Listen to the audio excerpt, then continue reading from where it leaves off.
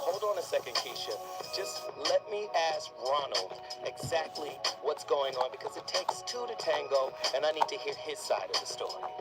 So she's driving me insane, got stress heavy on my brain. She keeps playing silly games, and I'm about to bring the pain. We seem to fuss and fight every day and every night. Please give some advice so we can see the light. See the light.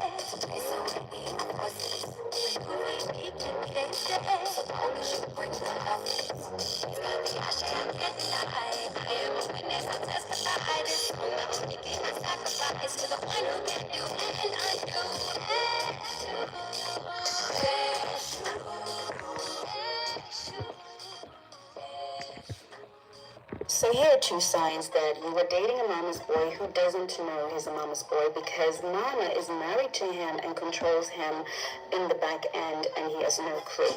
So number one is a mama's boy who doesn't know he's a mama's boy. The nature of his relationship with his mom suddenly changes right after he meets you, or things are starting to get serious. They change. Either she will fall out with him, she will start a fight, she will start contention, there will start the conflict, because she is drawing and pulling his energy back to her, and they fight as if they're lovers, they fall out as if they're lovers, and it's a big fallout, and he's preoccupied with her because she's calling his energy back. The other one is when she starts to chase him. All of a sudden, they used to speak maybe every so often, a few times a week. Now she calls him every day, and they have very long conversations. This break in pattern, you will feel your partner's energy pulling back. That's a month. So. The voice of reason has returned to the scene of the conversation. I'm ready to cook. Are you? I want to have a national discussion. I want everybody to get on their phone lines, and I want people to talk about it. Heavy topic tonight. Are you dating mama's baby? Oh, how much influence should your parents, or their parents for that matter, have on your relationship, on the politics? Are you dating mama's baby? A fascinating exploration into the not-so-silent influence a parent can wield over your significant other and your relationship. This is interesting. Of course, a lot of these conversations are birthed from conversations I've had previously in the cigar lounge. The cigar lounge, the golf course, all of these places offer fertile ground, fertile soil. So many conversations are had. Little do they know, I'm listening to create more conversation for you. This is the Voice of Reason. We are on KBLA Talk 1580 AM. And this is the most radical relationship talk platform in the world. You're not going to hear a lot of the same things or ideas on this show that you hear everywhere else. I'm trying to break the mold. And yes, I'm going to break a few eggs while doing that. Replace eggs with heads. Yeah, I want to break your ego. Yes, I want to break your old patterns. That's the purpose. I want to trigger you. And tonight aims to do that as well. Right? Are you dating mama's baby? Have you ever dated a mama's boy or a daddy's girl? What's the difference? How do you handle a daddy's girl? Hey, I believe my daughter is a daddy's girl. I think my daughter has learned to handle me a little different. I'm more of a deterrent in her life. She comes to me when it is absolutely necessary. She kind of aims me at situations. She's not going to bring me in the preliminaries. She'll have her mother do that. I come in when it's time to wipe the slate clean. Have you ever dated a daddy's girl, brother? 1-800-920-1580. Get to your phone lines right now. Sister, have you ever dated a mama's boy? Did he have to get permission to do certain things that you wanted to do as a couple? Did he have to, not her permission, that's mean. Did he have to get her insight, right? Her perspective. You might have, you wanted to do something. And he said, hold on, let me holler at my mama. My mama said, we need water boy sounds up here. My mama said, alligators are ornery because they got a lot of teeth. I just want to know, are you dating Bobby Boucher? It's very interesting tonight. 1-800-920-1580. Welcome all. Everybody is welcome. Again, I always emphasize this platform is non-judgmental. I might not agree with you, but I'm not going to argue with you, right? I'm not going to push back and try to convince you to see things my way, because my way isn't always right. And I'm not here to say that your way is wrong. What I'm saying here and now, your perspective is welcome, so long as it's on topic. I love it when you guys are on topic. It makes me feel like I'm making a difference. I'll have a whole conversation going and somebody will jump in here and be like, the price of tea in China has affected relationships to such a degree. That's not what we're talking about. But you are welcome to call in. The number to dial, 1-800-920-1580. All right. Welcome, everyone. Welcome, welcome, welcome. You did not stumble into this show. You were summoned. If you are here, it means you have seen the shadow in your partner's eyes, felt the ghost in y'all's bed, and wondered whether the intimacy you share is actually a 3-person contract. This show tonight, this playbook, this course, this curriculum, this mirror, right, exists because love itself is under siege by one of the most insidious forces in all of intimate relationships, parental enmeshment, masquerading as devotion. I know a lot of people are devoted to their mothers. I'm devoted, or I was devoted to mine dearly, but she never really, she did. Yes, she did. But she didn't try to make me see somebody or date somebody or be with another person. She was more, she would just give you a discerning look. Give me a discerning look. Like, now you know. You ever got the now you know look from your mama? 1-800-920-1580. Call in and share your now you know look that you got from your mama, right? In this show tonight, we will not coddle. We will not protect illusions, okay?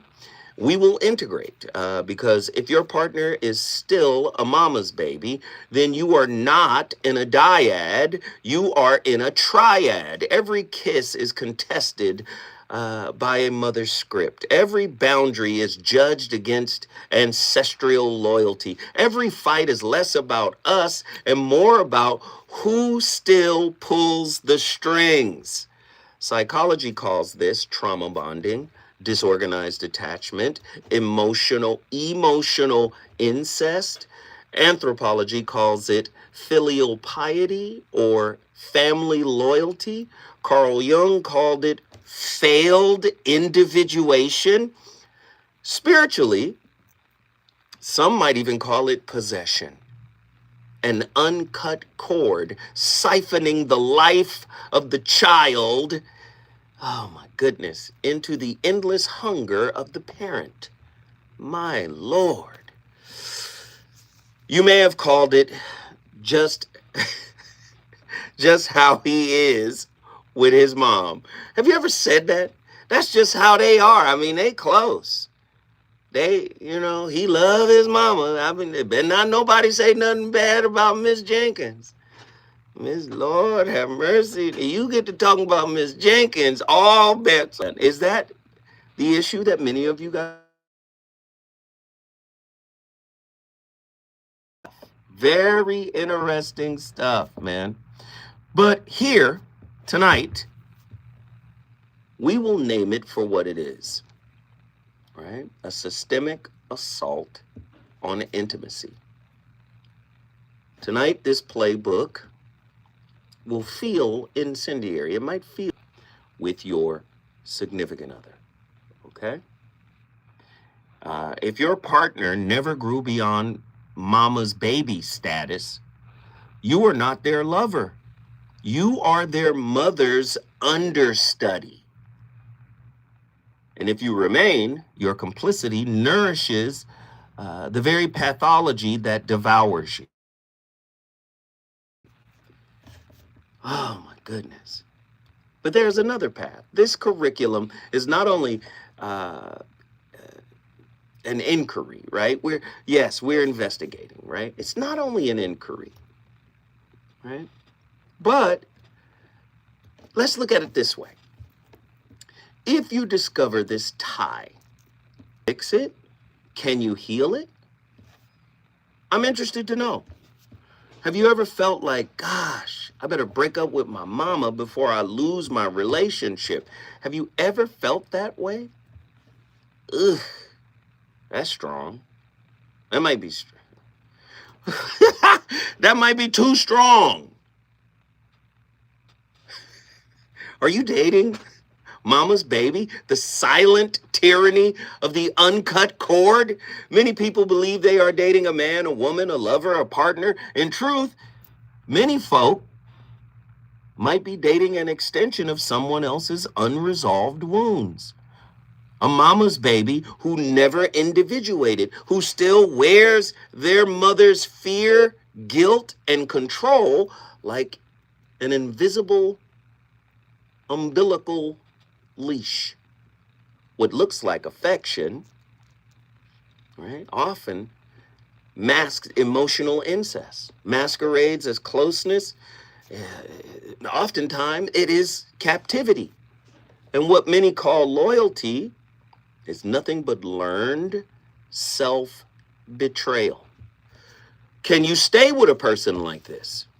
Can you coach them back to the shores of authenticity, to the shores of self-assuredness, to the shores of self-sovereignty, self-autonomy?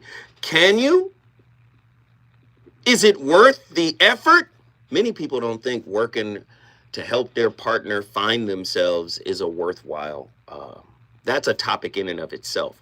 Many people really feel like if you're not together, I don't have the time to help you find your way. I think that's antithetical to love. I'm sorry. People say, man, your idea of love is unrealistic. No, it's just God-centric. In many ways, my view of love and God, are synonymous. I love love and I love God. So I guess I'm a deist who loves love. That doesn't, listen, right? It's about to get deep. You know I have questions. You know I want to bring people in. I know people have an experience of this, and I would love for you to share, okay? The number to dial, 1-800-920-1580. Don't get it twisted. Tonight is my Friday. Let's have a party.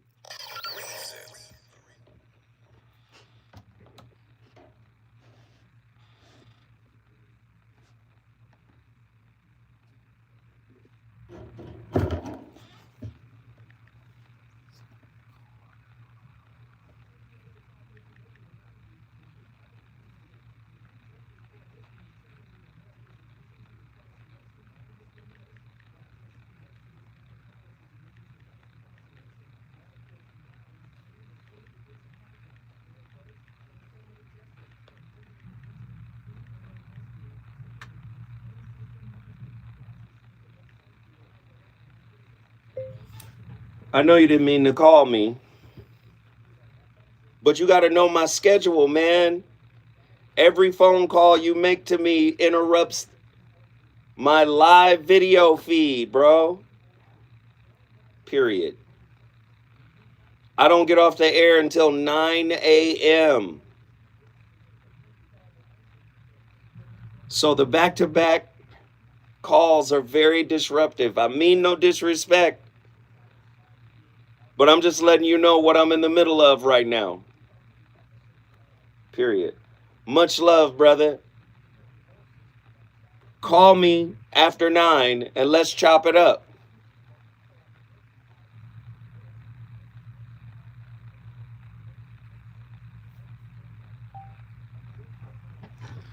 Fuck. I just don't like the back-to-back. Like, you call me once, I send you the voicemail. Already got the phone on Do Not Disturb. Then you call 3 times back to back to. Nah, don't do that. Don't do that. Don't do that. Nah, because I know what it is. It's like, I want to be able to get at you when I want to get at you. And it's like, nah, I'm not. Nah, it's not the homie.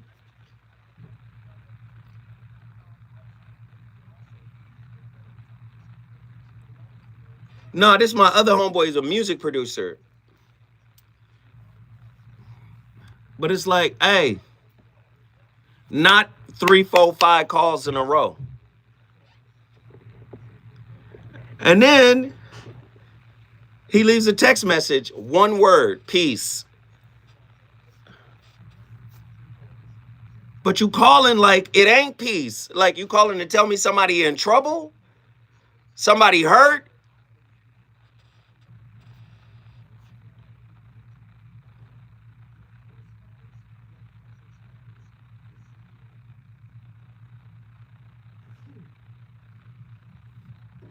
I don't like that shit.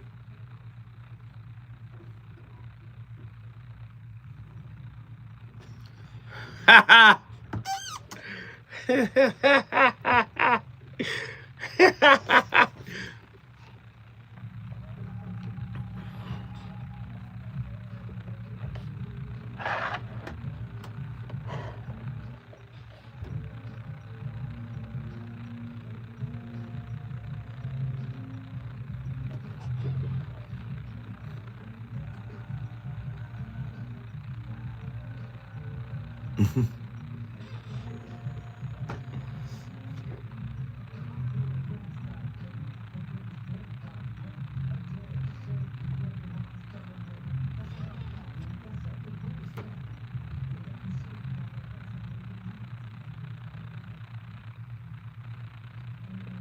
And avoid at all costs the mama's boy, because if you marry that man, you are going to lead your household. You should want to be with someone who loves his mother, treats his mother right, because that's a good sign. But the mama's boy is different because he's the underdeveloped man. And so he is someone that is in need of help. But it's not that he wants you to be a helpmate, like literally he needs you to help him be a man.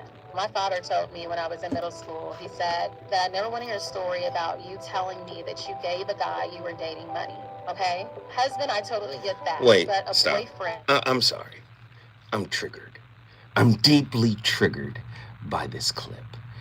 Andy, is there a way we can restart it so I can center myself as the great Phil Jackson would tell his players? You get a bad call, the ref gives you a no call, I pull you out so you could take a mindfulness moment and recenter yourself. I am deeply triggered by this clip. Play it again. Stay away and avoid at all costs the mama's boy, because if you marry that man, you are going to lead your household. You should want to be with someone who loves his mother, treats his mother right, because that's a good sign. But the mama's boy is different because he's the underdeveloped man. And so he is someone that is in need of help. But it's not that he wants you to be a helpmate, like literally he needs you to help him be a man. My father told me when I was in middle school, he said that I never want to hear a story about you telling me that you gave the guy you were dating money, okay? Husband, I totally get that, but a boyfriend should have a father, an uncle, a somebody, or just the pursuit, the drive to go get it. He's going to look for you to do it. Your house about to be foreclosed? Oh, no. What you going to do? You know, he's expecting for you to do it, for you to actually. Okay, the second part I'm cool with. Don't give the boyfriend money. Got it. Okay, I understand why that's a big deal. And not even a big deal, but I understand what's being said there. And as a father to a daughter and a granddaughter, I would give that same advice. But the first part, when will relationship talk finally mature? I've been saying for over 20 years, right? Following the lead of the great Krishnamurti. Hey, relationship is a mirror. You get what you are. I've even taken the liberty of recontextualizing Maya Angelou's famous quote, right? When somebody shows you who they are, believe them. I said, no. I didn't say she was wrong, so people don't take offense. The other side of the coin of that is when somebody shows you who you are, you should believe them as well. Right? When will the relationship talk? Like, people will take bits and pieces. I've given you the wording. I've given you the languaging. Right? You get who you are. You get what you work on. You get what you've earned internally. Okay, you'll say that. Oh, relationships are a mirror. I hear people saying it all the time. I gotta do better with my dismount. 2015, or relationship dismount. How to stick the landing when exiting a toxic. I gotta be better at the dismount. Listen to the whole story. Don't pick and choose which parts you want to use to shore up your thought process. Why am I triggered by that clip? It's very simple. You can't go pick a man or a wife or a husband or a woman. You can't go. It's not like grocery shopping. I'm going to pick the best that they have. The best price, the best quality. Finding a person is not like shopping. Right? Just because you desire the best, and I'm speaking in terms of relationships, just because you desire the best doesn't mean you've earned the best. Right? We've talked about the intrapersonal relationship, if you have a poor intrapersonal relationship. We've talked about unrequited wounds within your spirit. We've talked about all of these things. But yet people think, oh, don't pick him because you have to lead now. What? What if his performance, his acting, his intimate acting is so good you get duped and you pick him? Where was your spirit, security team? Your spirit, your intuition? How many times have men and women ignored their intuitive processes that said, something's a bit off, but you still go anyway? Are you now not complicit, a co-creator, even unconsciously? Like, we really got to stop this, I chose the wrong one. No, you chose the level you're on. Nobody wants to hear that. No, nobody wants to accept that? 1-800-920-1580. Who wants to push back on that idea? You are a good person. Just good to the core. Just sweet as Manuka honey. Lord have mercy. You that expensive honey. You're not doing anything to lower your vibration, your psycho-spiritual vibration that pulls in concomitant mirrors of your unfinished work. You're not doing that. They're picking and choosing which parts of, what I want to, what I've been saying, right? Relationship is a mirror. You agree with that? They'll say what Patrick Carnes has said, trauma bond. That's a trauma bond. Yeah, they'll pick and choose. But when it comes to them taking full responsibility for the type of person they are attracted to, we've talked about it from the psychological perspective. These reenactments, right? Insecure attachment. Oh my goodness. They behave a certain kind of way, the insecure styles, right? Why is it that it's so difficult for people to just take ownership of the type of person they're attracted to? Get to your phone lines, ladies and gentlemen. I'm going to be talking to folk all night. The lover or the understudy? How dating mama's baby makes you the replacement spouse. When we come forward, we're going to get this fire going.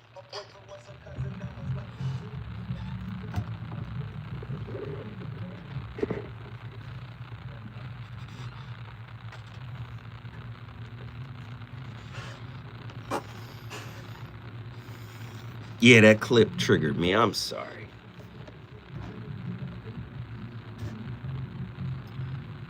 And then he don't respond to the text. Y'all was right. He might feel a little upset. But you can't just be calling me like there's a fire at my crib.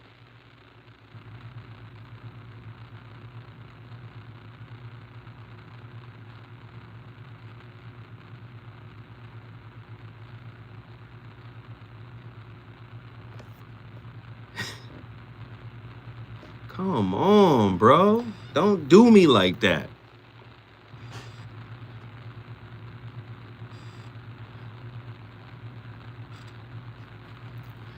Who's calling in? Guess who's on the line right now? Y'all want to guess who's on the line right now? Any guesses? 36 people, only 25 likes.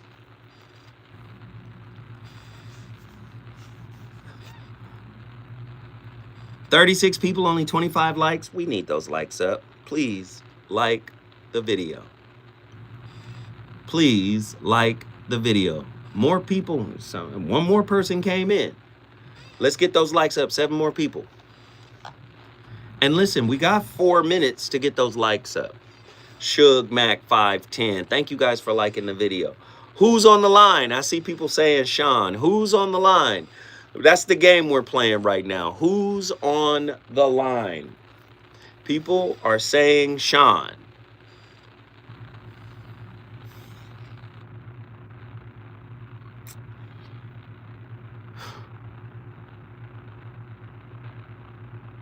J-Dub. No. Eric from Carson is on the line.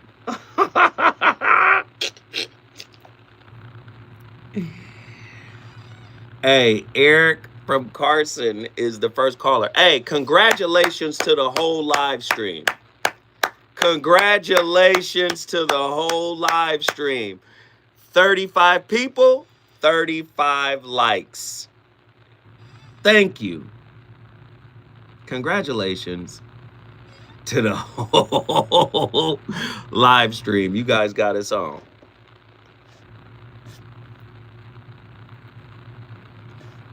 My apologies. No worries, bro.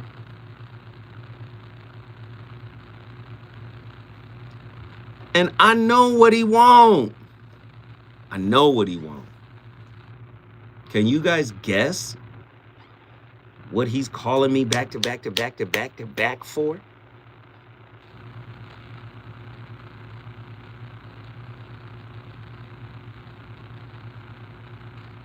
Hey, who's live on IG? You, John? Because I'm not. You guys have an idea of what my good brother is calling me back to back to back for? Weed. Girl, cookies? What the fuck? Hey, man, I really feel this. I will never share any of the motherfucking cookies with anybody. See, I know a lot of you guys are thinking you would share them with the grand muffin. Nah, I wouldn't share them with Don't Tell Her.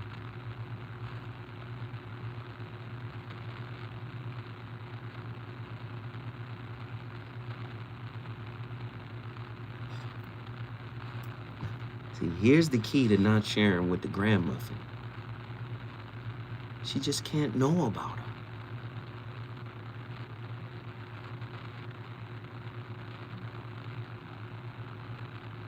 It's gotta be an unknown stash.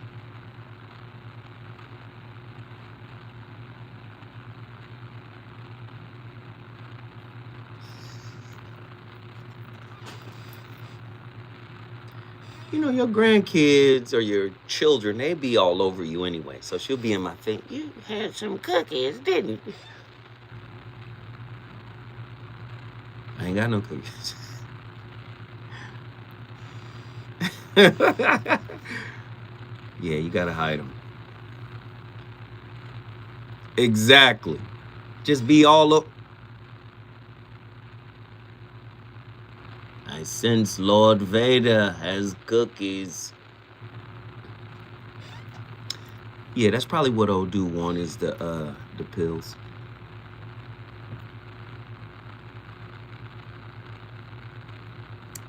I'm getting ready to go to Madagascar. I need 4 bottles.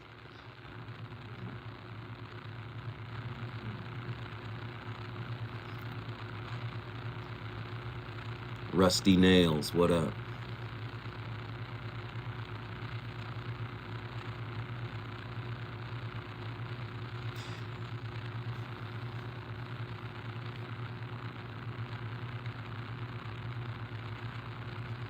Sad to say, faith around and find out, nephew.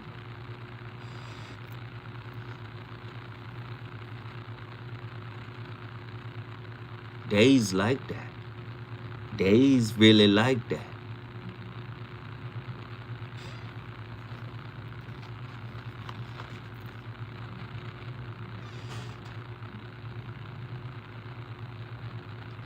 Days like that, Paul. Days like that.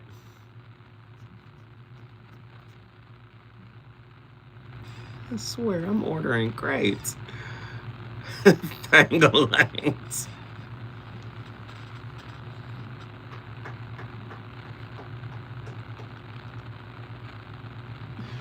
Hey man, I can't with y'all.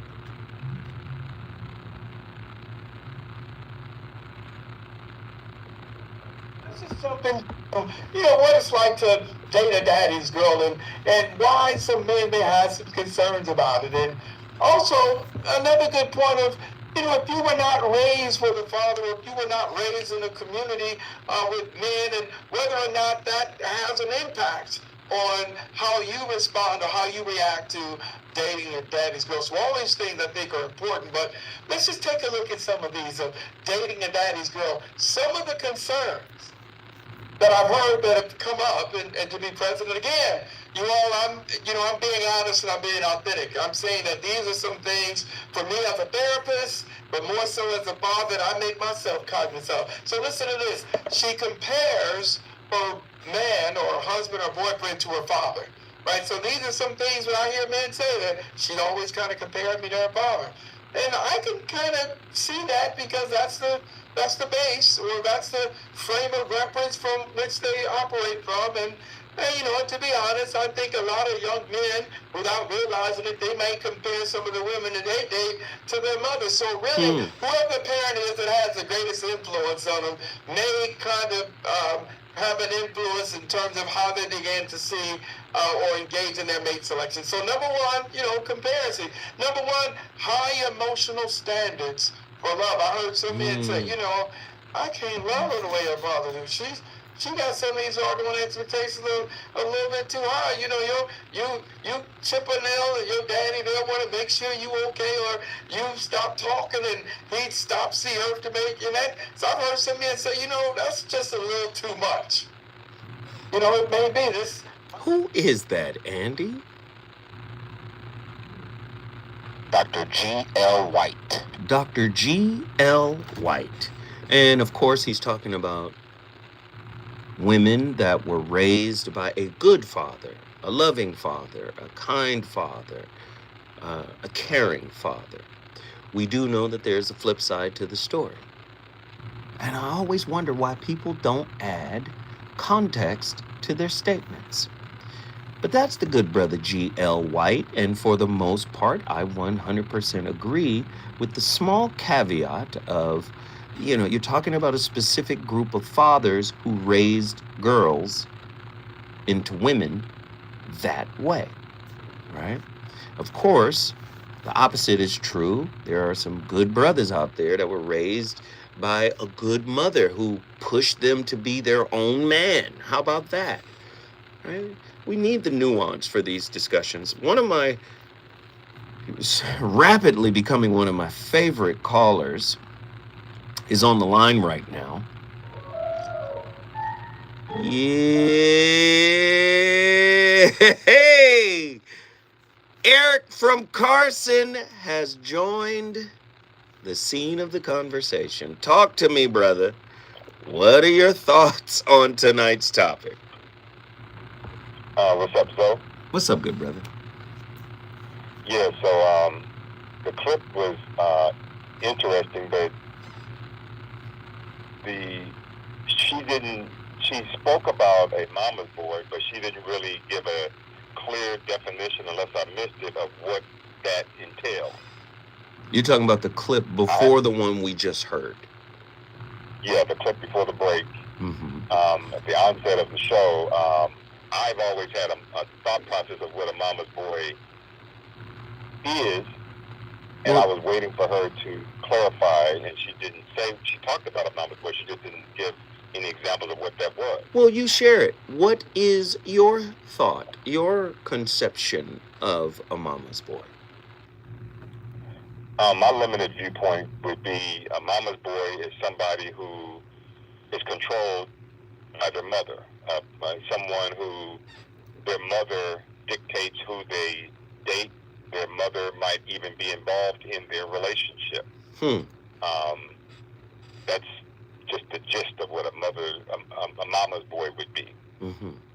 Mm-hmm. And it's typically a strong, and I'm going to speak from, my knowledge base, it would be a black woman, a strong black woman, would be more likely to have a mama's boy, maybe Hispanic mothers as well. Huh.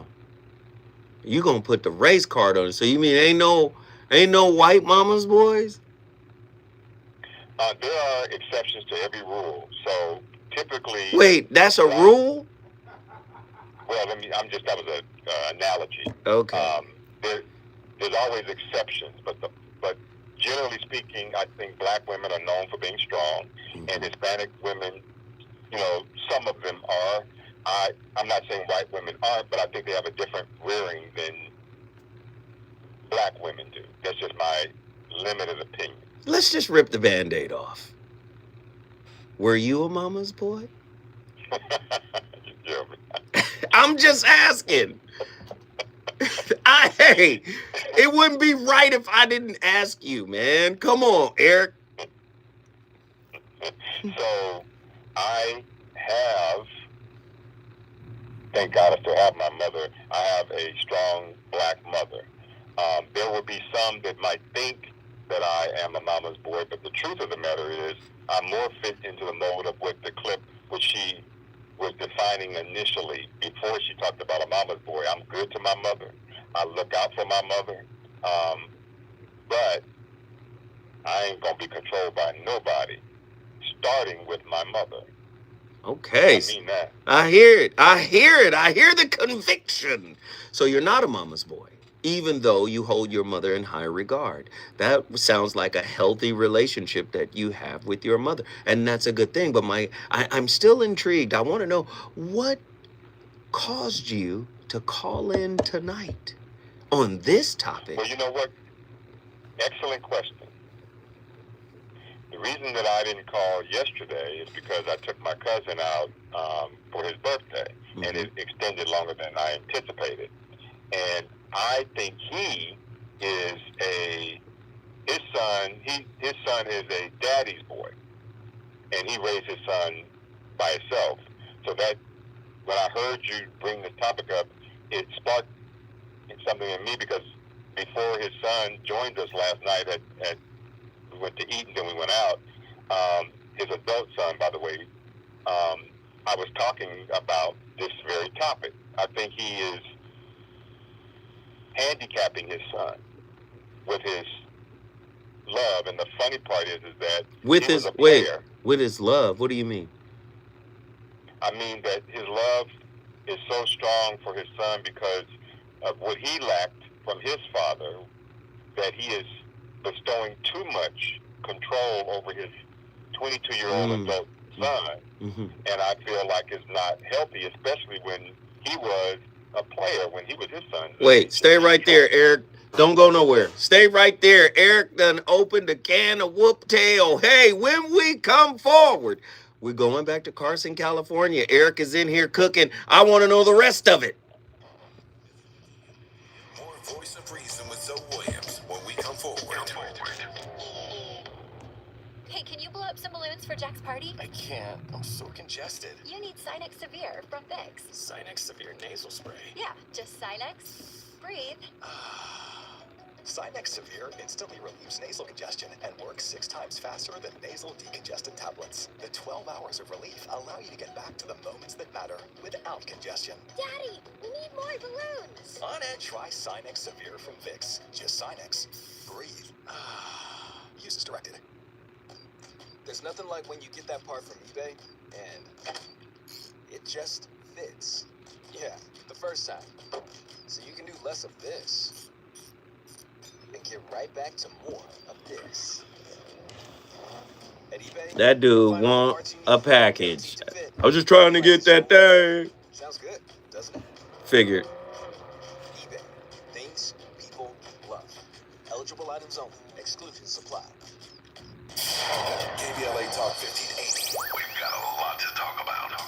KBLA Talk 1580, connecting you with services and solutions. LA County's new Justice Care and Opportunities Department, or JCOD, is here to support justice-involved individuals and their families. The JCOD Support Center is now taking calls at 1-833-LACJCOD. That's 1-833-522-5263. Available 7 days a week from 6 a.m. to 11 p.m. The Support Center is your one-stop one-stop shop Back to for back to back to back to back. issues and court support. They offer court reminders, connections to local services, transportation assistance for housing, court appearances, and childcare. The JCOD hotline provides personalized help to connect you with services that you need. And don't forget to check out justiceconnect.org for more information. Remember, it's free and available every day at 1-833-522-5263. This is a community call to action. Appreciate everybody for being here. Hey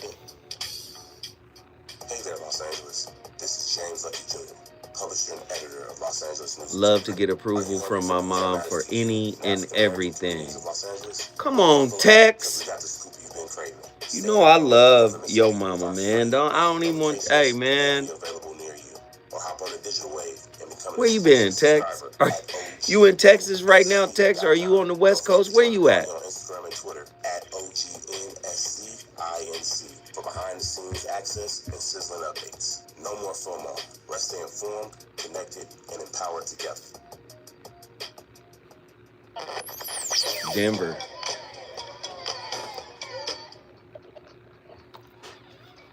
Got you.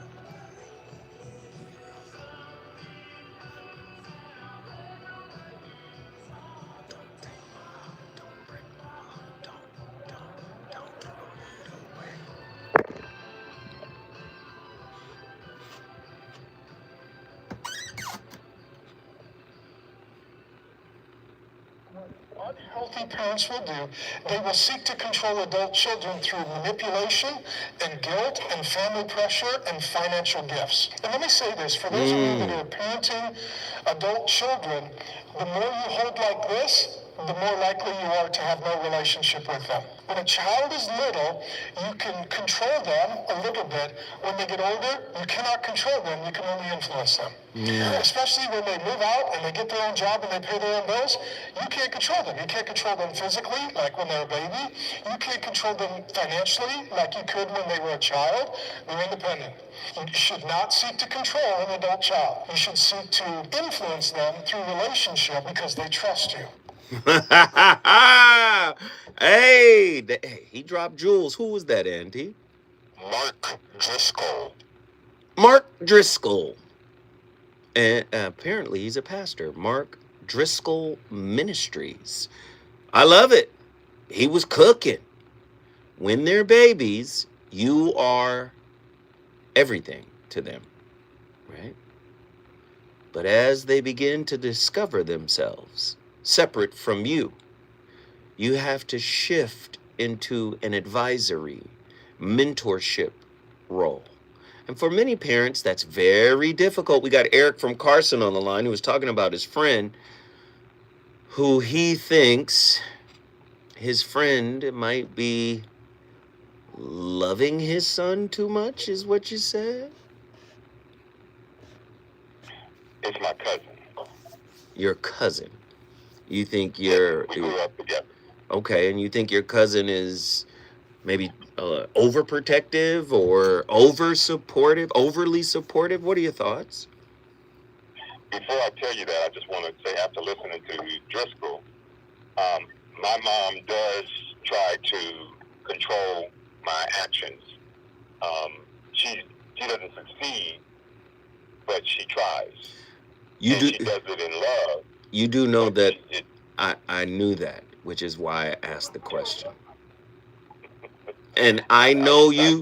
No, I'm just saying, I know you well enough to know that you're going to tap dance around it a little bit before you give the answer. I was just going to pull it out of you by just keep asking questions, because I do have a lot of haymaker questions over here. I was just going to keep working. But I knew, I was triggered by something else that has nothing to do with this topic. Knock it off, Eric. Now let's get to work, Eric. You want to talk about your cousin? This is your tactic. You did it on the other show. When I asked about you, specifically about you, you was like, well, I got this friend I go out with, and when we went out, the girls come to me after his boring. No, but I'm talking about you. Then you gave me this example of your cousin. Only to circle back around. Come on, give us the real deal, Eric. So the fact, let me break it down for you real quick. The fact that I have a mom who is a strong black woman does not make me a mama's boy. The fact that I have a mother who, as an adult male, still tries to, instead of sitting down and telling me what she thinks and then letting me make my own decisions, she's trying to protect me. He swears he's perfect. She's coming from a good place, but it's still not correct. And I have enough intellect to know and love to know that you can try whatever you want to try. It's not going to be successful. Eric, and so... Do you want to know the exact moment I knew? Knew what? That this was about your mother. But it wasn't about me. Yes. All of this is about your mother. You and your mother. It all is. You want to act like it's not, but it is. You want to know the exact moment I knew? When was that? I'll play. Oh, man, when you said, I will not be controlled. And I said, I wanted you, I did that for a reason. I wanted you to be aware that I am not the person to be controlled by anyone. That's what you said. Especially the person who raised me and was 50% of the person that I am today. The other one was my father. Mm-hmm. So I actually got that wrong. It's actually 40. Let me get this right. 60-40? No. 70-30? My mother gets the majority of the percentage, but I have to give the environment that I was in, it gets a percentage too. My parents are not, everything that I am today is not all because of my parents. Right. The majority of it is, but I still was exposed to other things. Have women ever called you a mama's boy? Have you ever had a woman that was like, I have been called that by a lot of people. Why did I know to ask that though? Because you can see, I can tell you why. You're gonna think this is a conceited statement. Mm-hmm. Let's hear it. But you can see the confidence that I have, and so I think that may exude something that is not true. How about that? You see yourself as confident?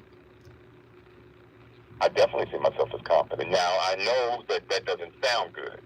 You said conceited. That's fine. I'm actually an advocate of you seeing yourself as confident. I don't want you to see yourself as weak. Well, I want to say something to you from the other night, if you would allow me. But sure. It's on this topic, kind of. Sure. I told you that women don't perceive me to be attractive in what they are looking for. That's what you said. In a Yes. man. Mm-hmm. And you initially told me, as soon as I said that, which everybody says when I say that, is don't put yourself down. And then, so what I'm trying to say is that how many people do you think would have the unmitigated? Okay, go ahead. Right. I can be honest about how women perceive me. It ain't got nothing to do with how I perceive myself. Good. But I'm not going to sit here and lie to you and tell you something that's not true. Now, what I told you also is that once they sit down and talk to me, I can carry a conversation. I can talk all night long and come up with something. Once they talk to me, I believe that. Yeah, once they see my personality and my character, I got them. And so that's what I bring to the table. And so I'm not saying I'm not an attractive person. I'm just telling you that women are looking for something different. And that's just the truth. I didn't make it the truth. And I'm not. That's fine, Eric. Eric, Yeah, that's fine. Wait, hold on, Eric. Nah, man, I cannot allow this to go on any further. We have to get to the core of this, Eric, because you playing right now. Boy, you trying to run game on me like I'm one of them girls you be talking to. I'm not them. You trying to run it. Nah, Eric. Let's deal with the nature of your relationship with your mother. When we come forward, me and Eric gonna talk about it. Let's go.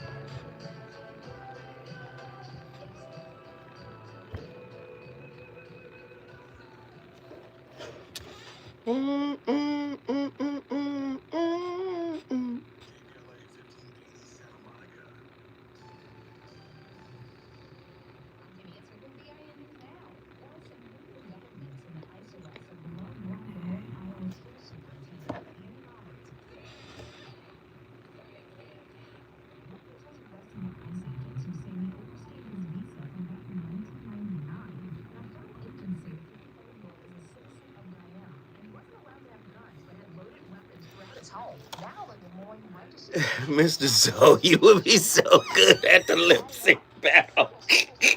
I would. Oh, that's comedy.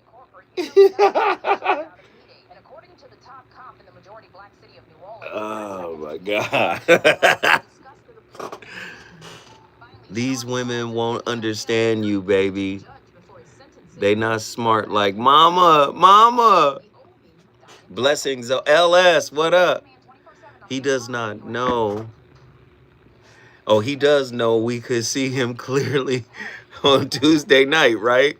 Quit playing. We all see him. He don't think we see, man. You know I'm confident, right? It's my immense confidence that allows me to traverse the wild topography of the feminine mind.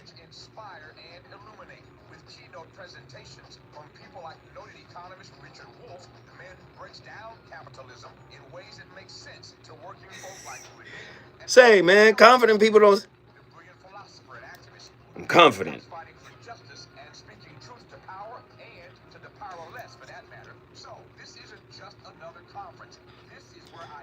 That's why y'all should call in. Because I would like, well, I'll do it. The topography of the feminine mind. It's a wily terrain. No straight lines. There's loops, avenues, and boulevards, enfolded and unfolded on top of each other. There's no north, south, east, or west, no direction. Yet there are no circles. What the fuck is he? But I'm confident. I know my way around. Ah, hey. I love the conversation. You ain't gonna never get me lying. I love it.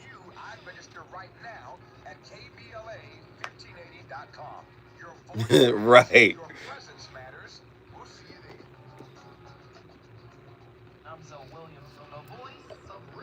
Your relationship is in trouble, I'm your dude to call. Has your soulmate become your cellmate? Does black love still exist? What are your bedroom turn-offs, fantasies, and fetishes? Financial infidelity. I'm dating a fat person. Are they worth the wait? Trust me, this is gonna be crazy. How about the heavy stuff? The child wasn't his, and you still had to play child.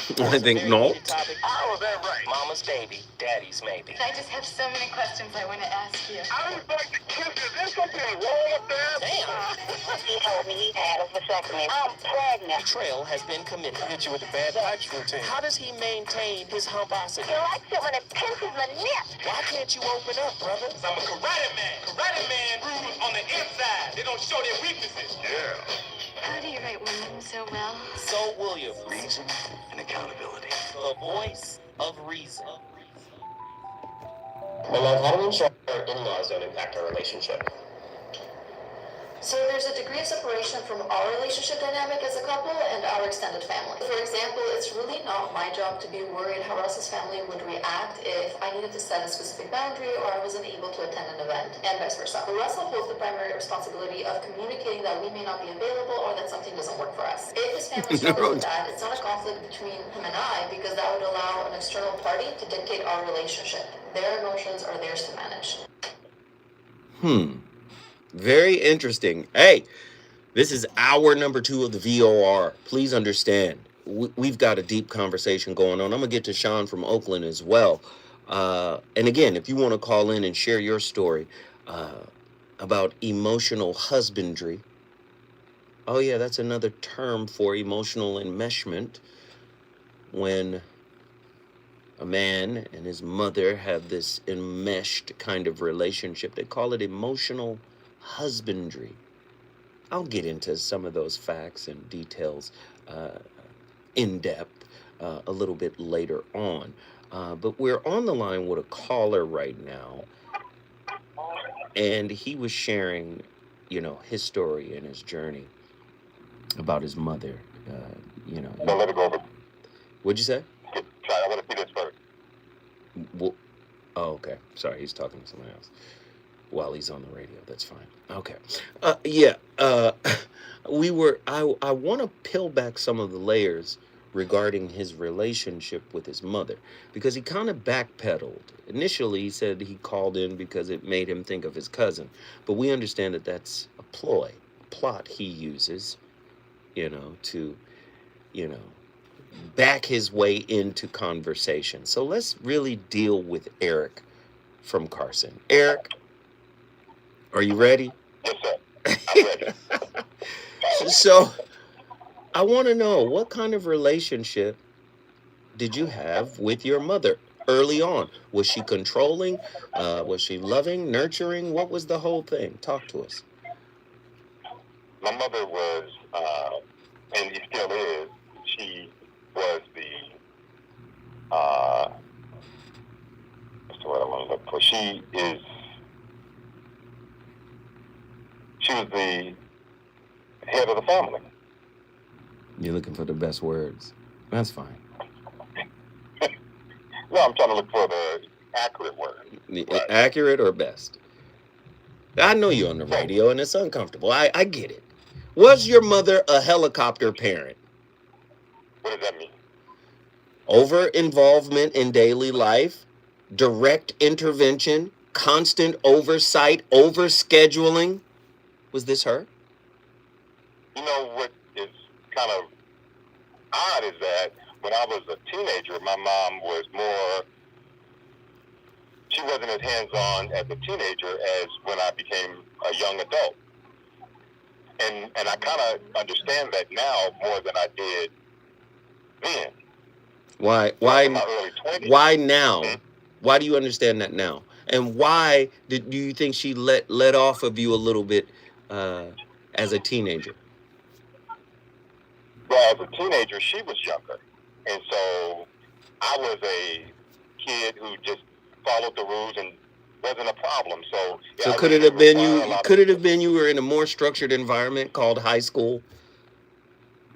Well, okay, you could put that. You could say that as well. But I never was out of it. I went to college. I started working right at 18. So I've always been in some kind of structured environment. So when she And kicked so, up the monitoring in your 20s, why did she do it?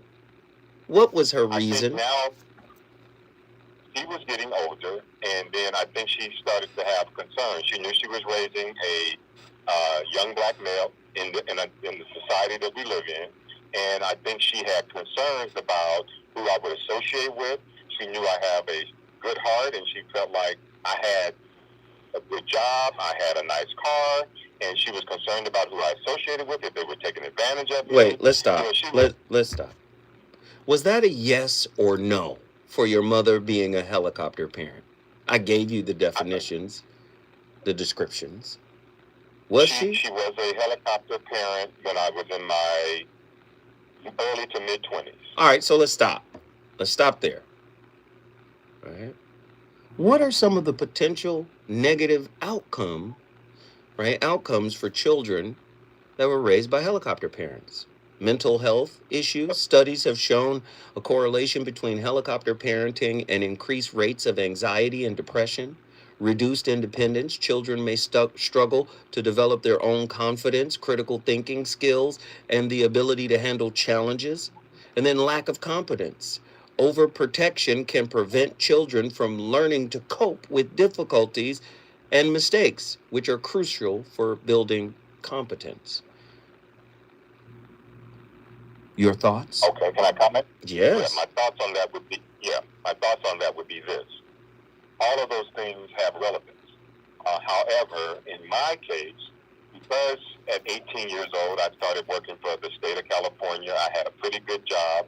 I went to school, so I had other people, supervisors and mentors who could filter, could balance, what you've just described. So it didn't upset. Have you ever gone to therapy? I've been to therapy, but I don't think I need therapy for what you're referring to. I don't need therapy in the sense of I had a helicopter mother. I'm telling you. Then why are you calling the damn show? My therapy was my exposure to my job. I was working in Orange County around white people, so I had other things to counteract the helicopter. So you think being busy and having things to do, that it kind of put whatever negative effect that your mother may have had on you to the side, or lessened it in degree, right? Because you had other things to focus on, so it didn't really bother you that much. Is that what you're saying? I don't like the way you put it. I wouldn't say that. Well, put it the way you put it. I would put it that I was on track. I had a good job. I was establishing myself as an individual, so my mother's helicopter mannerisms did not affect me in the way they could have, because I was on track. And I'm not bragging, I'm just telling you the truth that I have always been on track, so therefore my mother's overprotective ways didn't affect me in a negative way like they could have. Right. And that's probably true. But let me ask you this. I'm going to ask you a direct question. And I'm hoping you'll give me a direct answer, and I'm willing to listen. Do you think some of your mother's parenting style, right, has kind of seeped into your relationship decision making in an adverse way? That's a good question. I would say it has seeped in. I don't want to say that it's negative. I look for women to be strong like my mother is. So it's a turnoff to me to deal with women who are what I perceive to be less than strong, because that's what I grew up being. So if you want to call that negative or positive, you decide. No. I can't decide that for you. That's for you to you. I don't see that as a negative thing, because whatever you like is what you like. I like. Right. You've turned it into a preference. Like, strong women are a preference for you. Could you describe or define what a strong woman is? A strong woman is a woman who, first of all, knows what she wants out of life and from her man. A strong woman is a woman who knows. We were talking about this on another show earlier today. A woman who understands what her role is with her man. So that doesn't mean you're less than. It just means that you need to understand we each have a role, and my perception is a strong woman knows what that role is. Mm-hmm. And my mother showed me she knew what her role was with my dad, and that's what I was able to see. Mm-hmm. And then I, as an adult that she raised, made my own decisions about how I was going to navigate throughout my life. Have you ever taken a woman to your mother and asked, "Hey, Mom, what do you think of her?" I have asked my mother, "What do you think of her?" But I didn't take her to my mother to ask her that. I have asked, "What did you think of her after I dated her?" My mother knew her. Listen, I don't know the circumstance, whether you took her, whether you got on the phone, whether you text your mother. I'm simply asking, have you ever sought your mother's opinion and or approval for a woman you were dating, sir? That's it. I have sought my mother's opinion. There's no way in the world that I would seek my mother's approval, because I don't roll that way. And I mean that. I don't. It might sound over aggressive or what have you, but I don't seek anybody's approval for anything that I do. That's good. Especially my mother. Especially? Why especially your mother? When your mother has so much influence over you. We can hear it. We see it. Yeah. She's a great woman. And she's more protective of me today as a full-fledged grown man than she was when I was 20. But that's only because she's trying to protect me, and she doesn't realize that I don't need you to protect me. Mm. You didn't protect me when I went to work. You didn't protect me when I'm out in these streets. I got to protect you. Taught me, and I have to learn to not have to learn. I learned to navigate through life on my own. So I would never go to my mother and say, "Can I have your approval for anything?" Got it. Are you currently dating? I'm dating, but I'm not in a relationship. Okay. And what has been some of the feedback you've gotten from some of the women? Has it all been positive? In regards to me or my mother? In regards to you. You said, "Hey, your mama ain't got nothing to do with it." Oh, yeah. I just want to clarify the question. So the feedback that I get is, you're a nice guy, you got your stuff together, and it always starts out good, and then it always ends. And you got dumped 7 times. Wait, it always ends? It always ends. Well, what's the reason for why it ends? Don't go nowhere. Stay right there. I want to know the reason. We all want to know the reason. Don't go anywhere. My brother Eric is letting it all hang out tonight. I appreciate it. He brought Carson in the building. When we come forward, we going back to Carson to understand why they always end.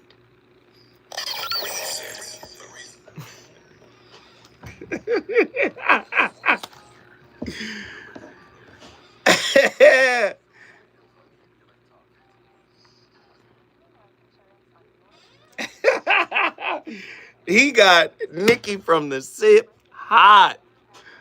Nikki is hot. Nikki like, hell nah.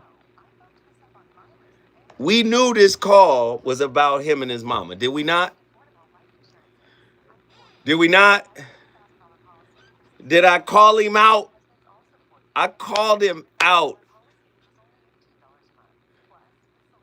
I called him out, right?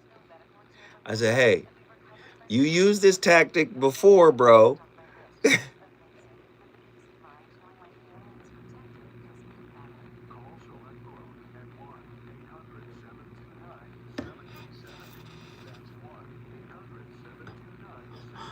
Hey, what up, Don Coolio Swa?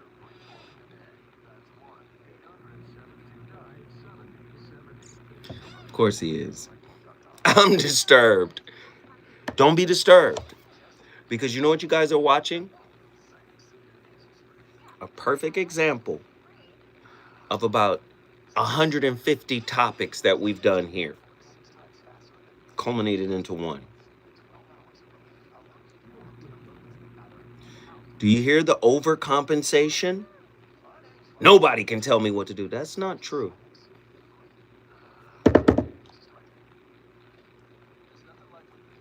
All in one, dude.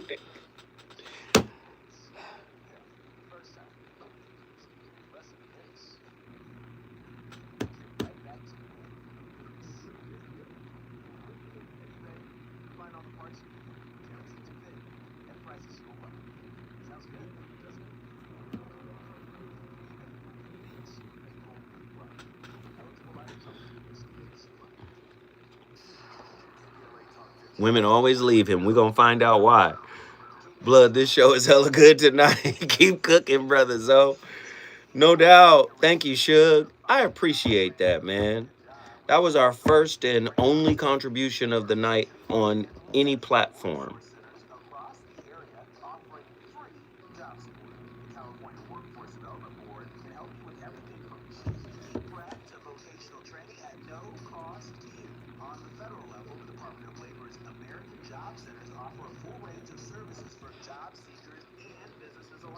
Uniquely Wired, what up?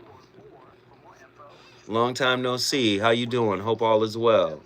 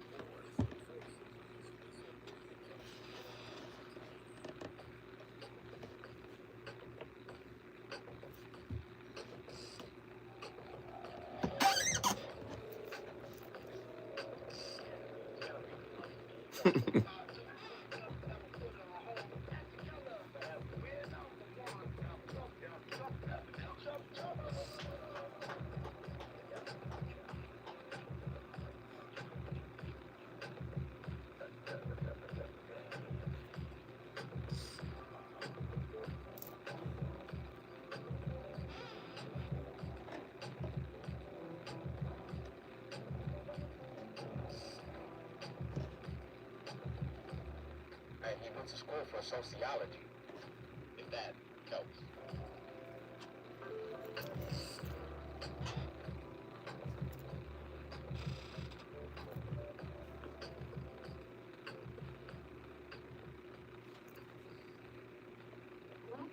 Certainly in the beginning stages of relationship, there's generally a lot of projection mixed up with it.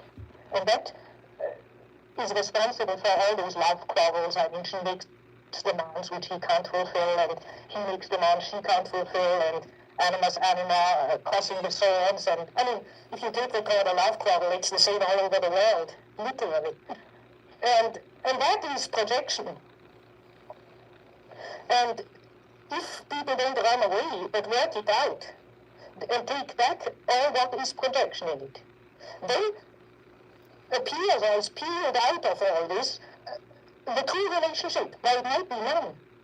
And then it would be like the Freud, goodbye, and now I see you simply represented that and that in me, and thank you very much, goodbye. Or there might be a tremendous amount of relationship, true relationship built up, which is not the same thing as projection. Interesting. Was that Von Franz? Who was that? That was Von Franz. That's who, Marie Von Franz. That's exactly who it is. Is a mama's boy simply an enmeshed man, or is he also an archetypal prisoner of his mother's unprocessed anima? Von Franz. Does a mother enmeshed man ever choose a partner, or does his mother's emotional script do the choosing? We've got Eric from Carson on the line. Eric is in here embroiled, embattled in a conversation. It's not really a battle. I'm listening to the good brother. And we are having a deep conversation. And Eric was going to share with us why the relationships start off good and then end. Why do they end the relationship with you, Eric? Is there a common theme that comes back to you? Well, what I believe. No, I didn't ask what you're not. That. Hold on. Give me your belief, your opinion, your perspective after you tell me what was told to you by the various women that ended it with you, and if there was a common through line in their complaint or dissatisfaction of you. It's always, I can't recall the specific word. I'll just say that the bottom line is that it's always that you're a nice guy, and just not working out. Like, that's pretty much I'm trying to answer your question, but it's hard to kind of reflect back on something at the moment's notice. But no, I got it. Maybe you'll call in Monday and tell me what they said. Well, I can tell you something. Well, tell me something, not something superficial. I'm pressing you to be open here. You tell me if there's something that was a through line, like different women said the same thing.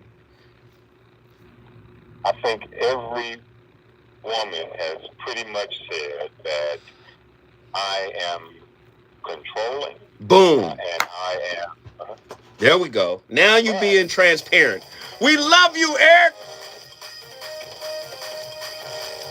It's a praise break for our good brother, Eric.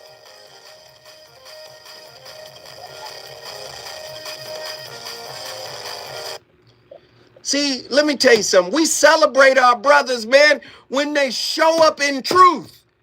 You finally gave us the truth. I can hear it in you, in the way that you talk. It's measured. It's metered. Like, I'm not going to reveal too much. And I'm telling you, if you want the breakthrough, you got to come through. You understand? There's something you should know. Go ahead. I know. I hear you. I didn't mean to cut you off. Mm-hmm.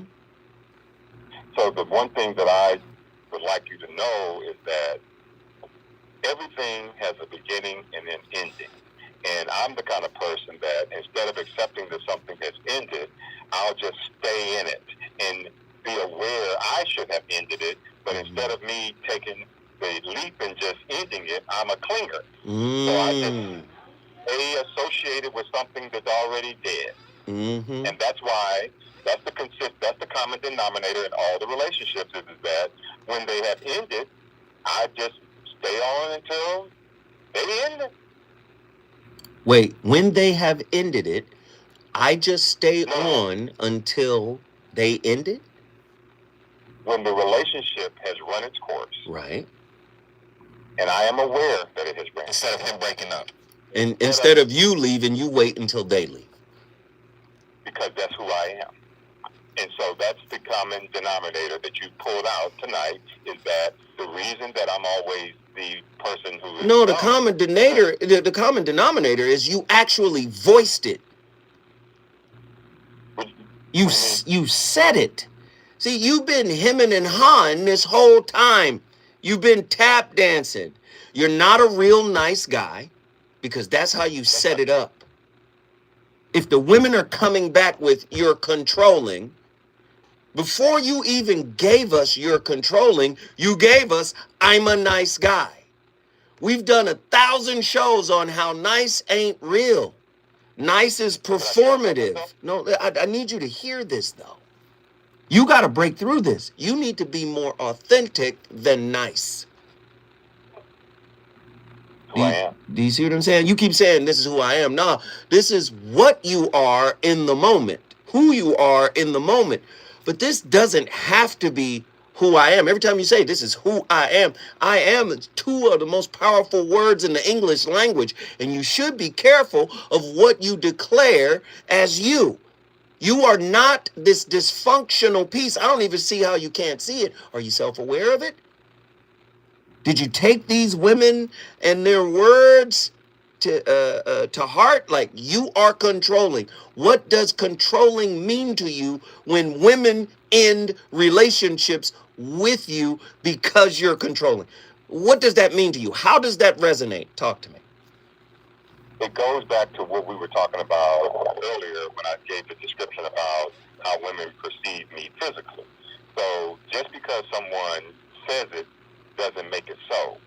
And so I don't roll like that, and I just want to, show you. I hear what you're saying, but one of my exes contacted me. We haven't spoken in like 4 years. She contacted me. Her number was still locked in my phone, and she said, I just was thinking about you. You were always good to me, and I just wanted to see how you were doing. And then she started reminiscing, and I thought to and it made me feel good because she dumped me. And I'm like, you're calling me and telling me how good I was to you? It made you feel good because you want approval. I asked you, well, that might be true. You want approval, you want acceptance, you want acknowledgement, you want validation. I asked you, go to therapy, bro. Go to therapy. Find out your attachment style. See how that attachment style shows up in your intimate relationships. You could be anxious, preoccupied. Could be. I don't know. Go find out. Sounds anxious to me.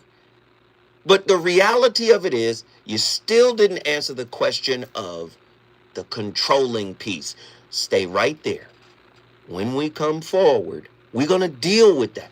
What does it mean to you when a woman says you're controlling? And then, not when just one woman says it, if that's the through line that's coming back, how does that resonate in your spirit? When we come forward, more from Eric from Carson.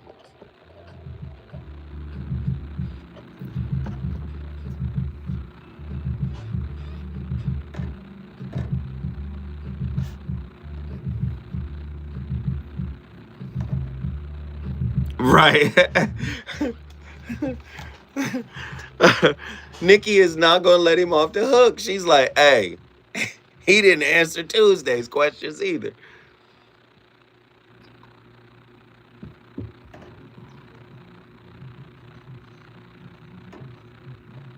Nikki is like, nope, not going to do it.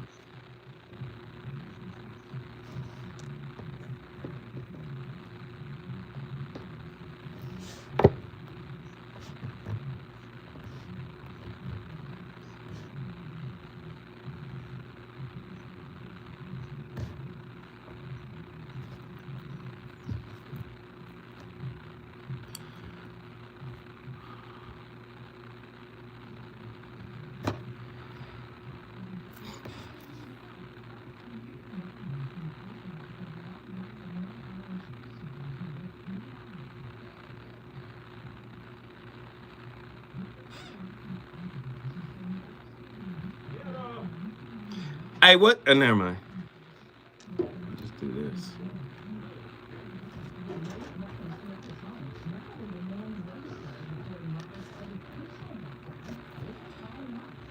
Ain't this a bitch?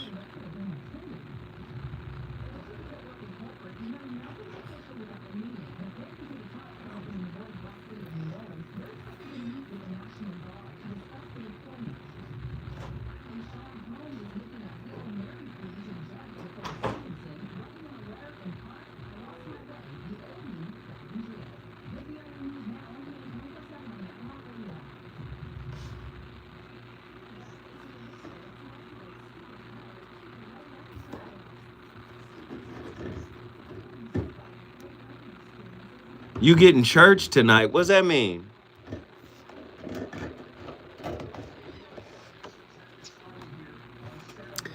Long time no see, Cali Soul. How you doing? Hope you well. He's definitely avoidant the way he dodges, and he could be.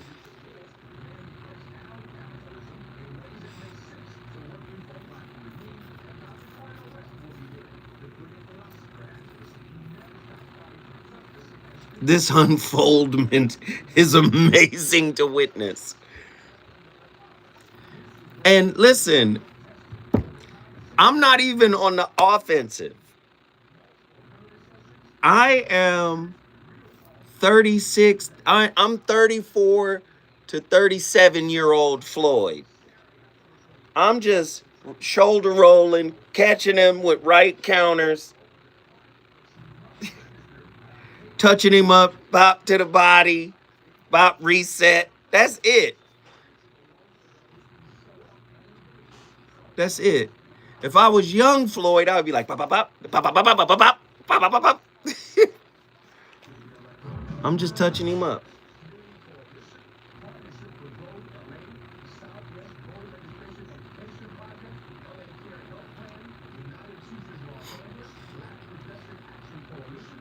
He ain't know the twin wasn't. Now, if the twin was in town, I would really be clowning. It would be bad. No, you know what's interesting?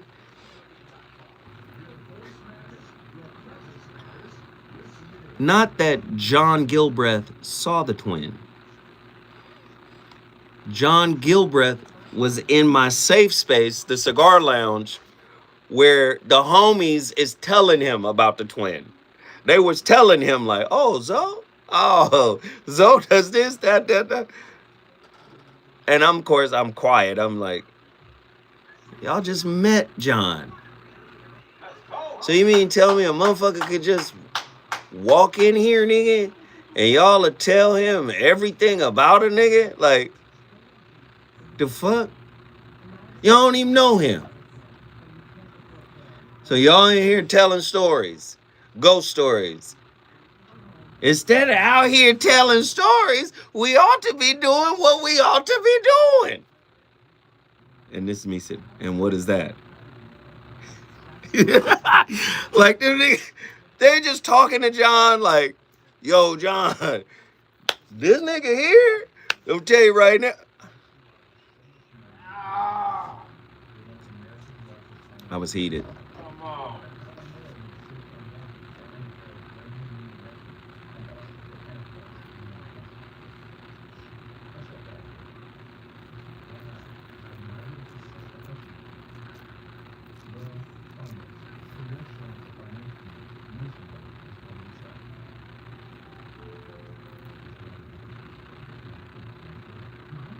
I was like, the fuck?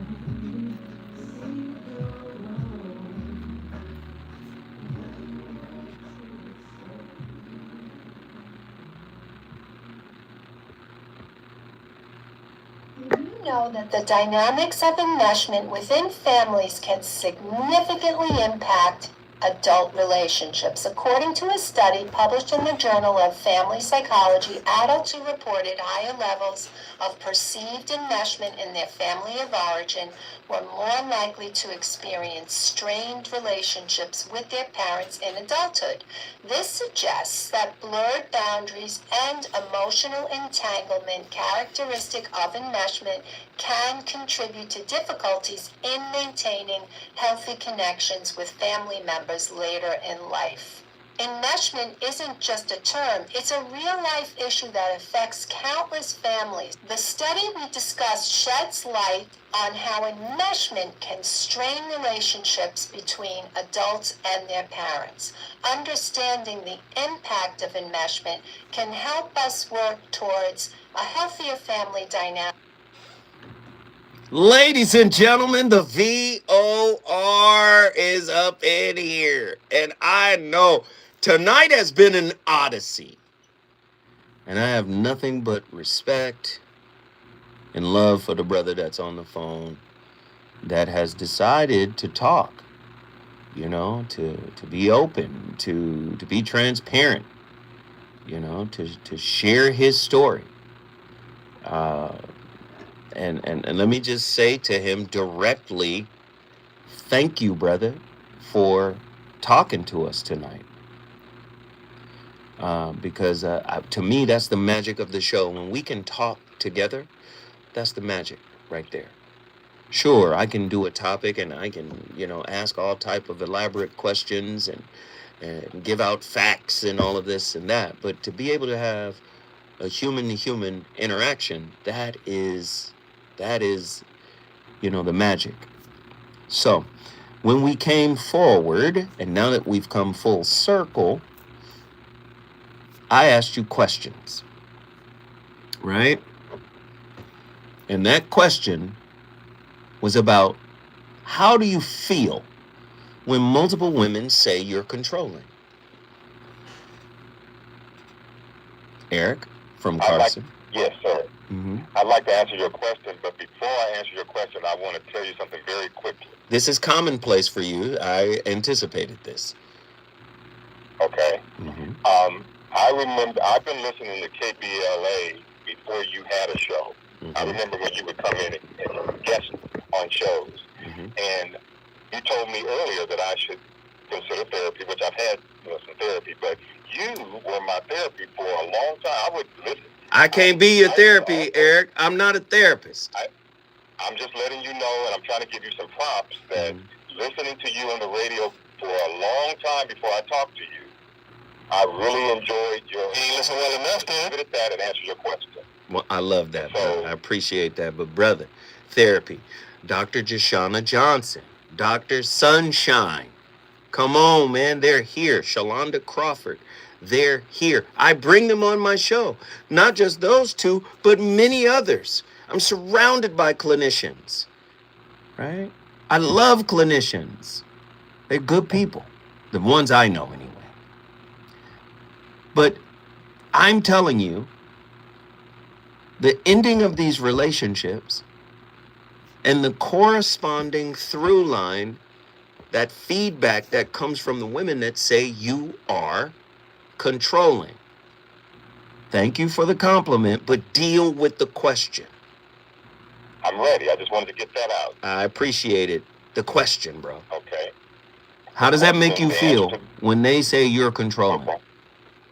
It's threefold. So the one that I really, really loved, when she said that, it made me feel like something was wrong with me. Okay. The one that was a rebound, I felt like it was an excuse. And I had just been used and she was ready to walk. And then the one that was in between, I really love you and I don't really care anything about you. I'm just spending time. That one I felt taken advantage of. So it was all their fault and none of them were right. This goes back to my point, the initial question I asked you at the top of the week. Can you name 3 things that make you undateable and unrelatable? We have a full circle moment. Let me give you this. Signs of a controlling man includes isolating you from friends and family, excessive jealousy, controlling your finances, emotional manipulation, constant criticism, intimidation, a lack of respect for your boundaries and autonomy. Then there's emotional and psychological control, gaslighting. We said emotional manipulation, conditional love, constant criticism, walking on eggshells. Let me ask, why did these women seem to think, do these women know each other?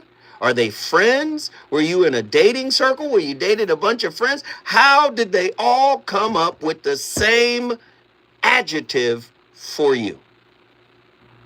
I just heard every description you gave, and the only one that resonates with me is not respecting boundaries. All of those other things, that's not me. So what I think, to answer your question, is that the reason that they all said the same thing about control is because I have this strong personality, and it puts people off. People don't particularly like that. Do you have double standards? I'm not exactly sure what you mean. Do you have double standards in relationships? Are there things you can do that she can't do? Are there things that you try to... I'm just asking. I know. Do you have a hypersensitivity to disapproval? Can they critique you? I don't like that. Yeah, it's all coming out. It's all coming out. Listen, bro, let me just say this. Let me ask you this one last question. What do you think relationships are for again? Because I asked you that at the top of the week as well.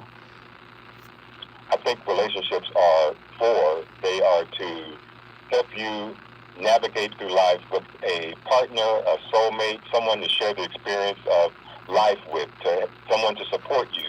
You support that person, to your yin to your yang. That's what a relationship, that's what they're about, in my perspective. Okay. And I agree with everything you said, except that is, the surface level. That is the icing. That's not the cake.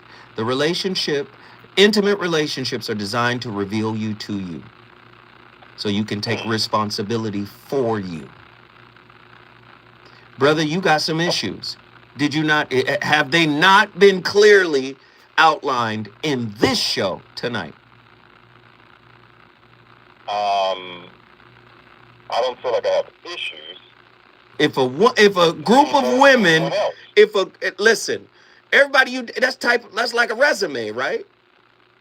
If everybody puts on your LinkedIn, on your intimate LinkedIn page that you're controlling, and you say, oh, she said it, that's an excuse. She just wanted to leave. This one said it because of that. There's no way, in any scenario, did you say, yeah, I was a bit controlling?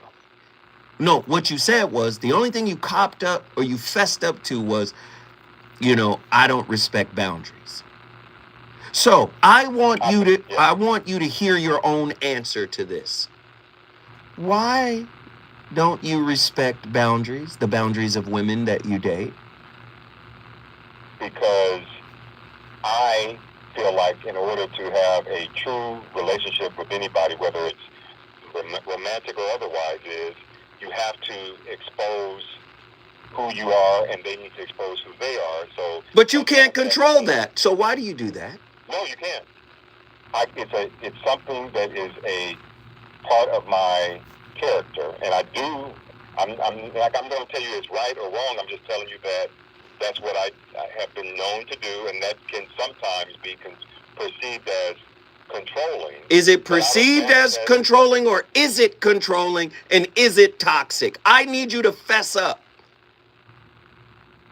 I think it can definitely be toxic. I don't think that I have met all of the criteria, the definition of a controlling person, but I do acknowledge the fact that people perceive me as controlling, and I think they perceive me as controlling because I'm confident and strong, and I wasn't always confident and strong. I don't believe you're confident and strong.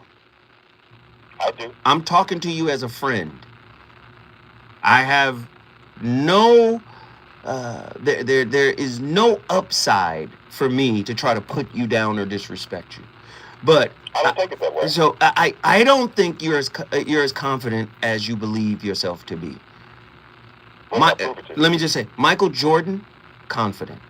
Didn't have to say he was the greatest. LeBron James, not confident. Has to say he's the greatest. Has to put the crown on his own head. He coronates himself. The world coronates Michael Jordan. In here, you screamed it at the top of your lungs. I can't be told what to do, and I'm this, and I'm... Real confidence doesn't have to speak. Your confidence sounds more like a demand than a command. Right? There's silent authority in command. I don't have to come in and say I'm the captain of the ship. It is acknowledged by the crew. We all know. Do you understand what I'm saying? So wait. Hold that thought. Hold that thought. I'm going to come back to you. Hold that thought. When we come forward, Eric and I will land this plane. Is it good to you?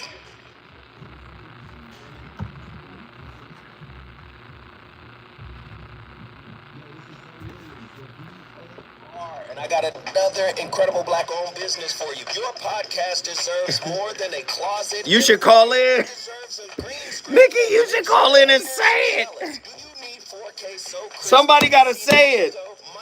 That catch whispers and rants. Hey, a stage that turns Aunt Mildred into Beyonce. Listen, all you gotta do is check out OneStream.tv, Inglewood Studio Playground, where backyard dreams get VIP upgrades. They've got cameras, mics, stages, step and repeat, everything you need. Lights that flatter people who never get flattering. They got all you need to produce the podcast of your dreams. Listen, their rates are as low as $75 an hour. Yes, really. Swing by 740 Centinela Ave. Call 323-296-4444. Once again, that's 323-296-4444. Trust me, my brother Michael. That's because you're from Cleveland, and it's okay. Right? You get to, you know. But the whole, I'm going to do it, no, nigga. That's not. We from a different generation. You feel me? This whole, that's what made me the greatest player of all time. What? No. That's goofy. Michael Jackson is not running around making himself. This is the king. No, I take that back. Michael Jackson did make himself the king of pop. But his reason for doing so was so fucking gangster. It was 1988, the Grammys. Michael had the biggest album in the world, sold over 22 million records for Bad, and he was up for Album of the Year. He had all these nominations. And he performed The Way You Make Me Feel and Man in the Mirror. Everybody was expecting him to win Album of the Year.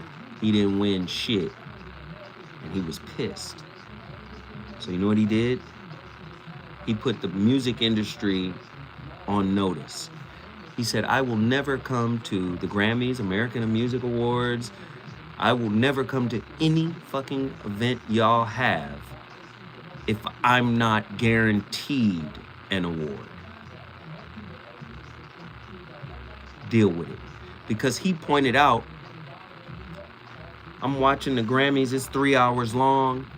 You guys teased my performance and me being here all the way up until the end of the night. That's how you retained your audience off my back.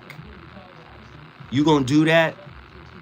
And you're not gonna acknowledge the biggest album in the world? Fuck y'all. Mike was gangster. I'm the king of pop now.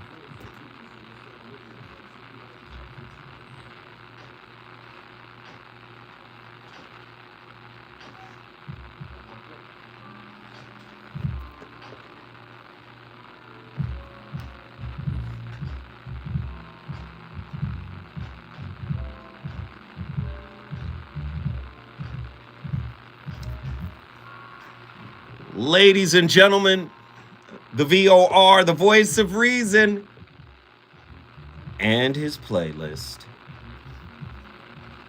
Man, that's Moonchild. What's it called? Money or Lady? Wise Woman. Yeah, it's a great record.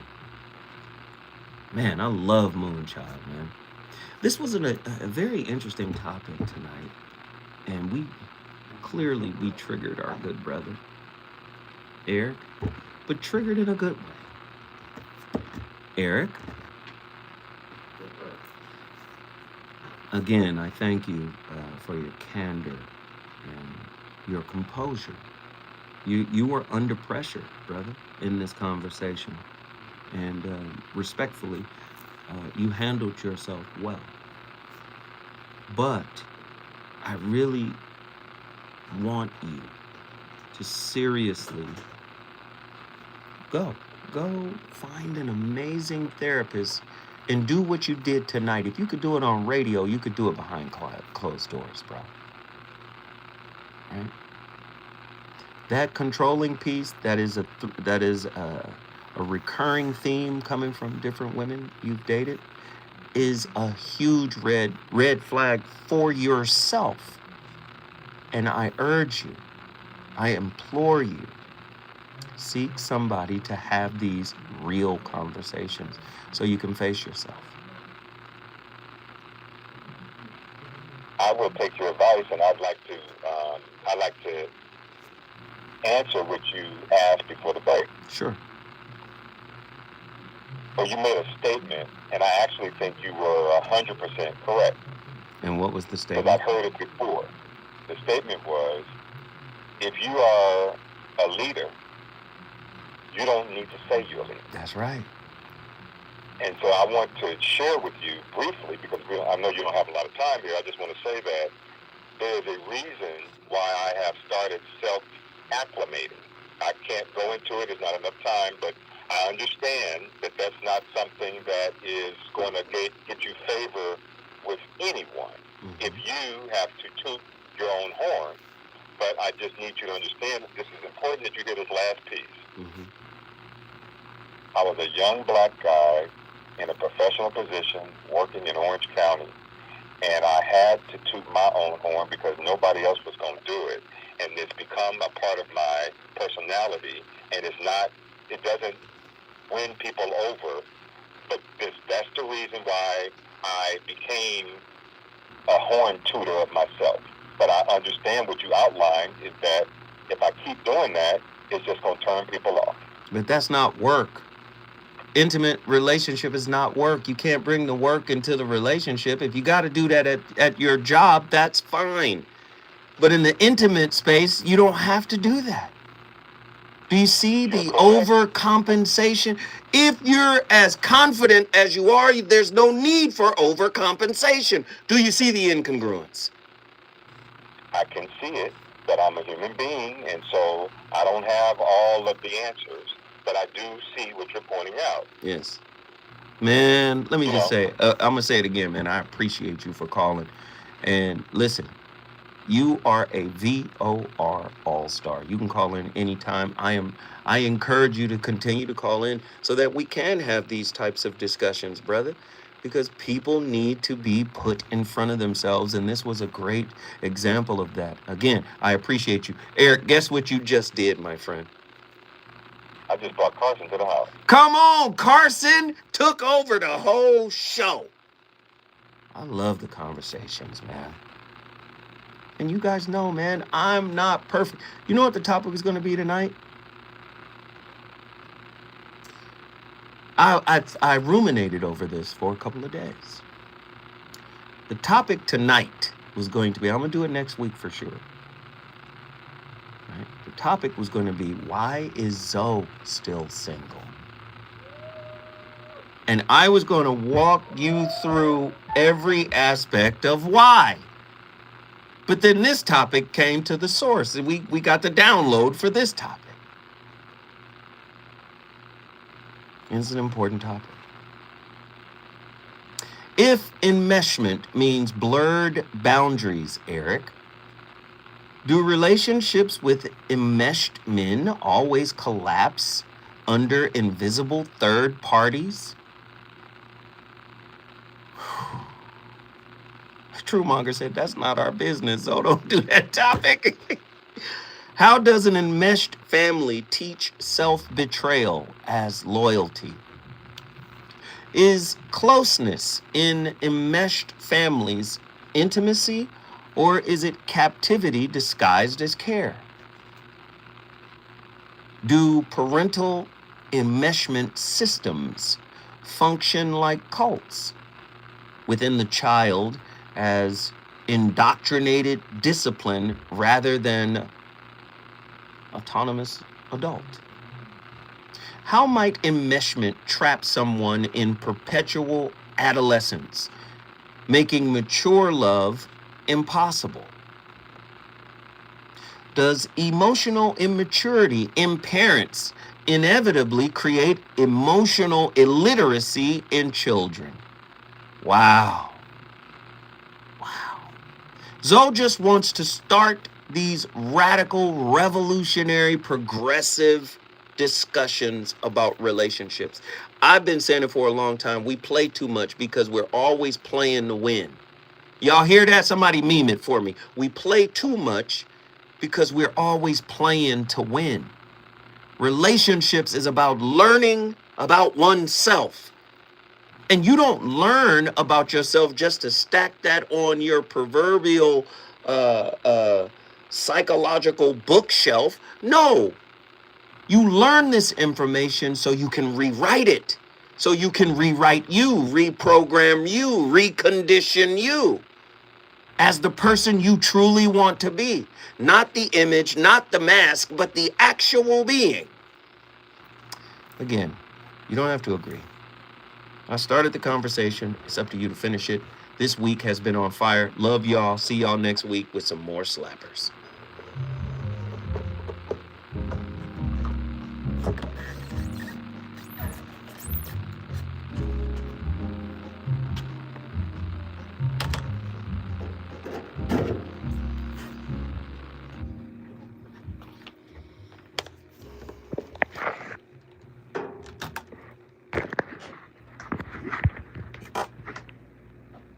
Great show.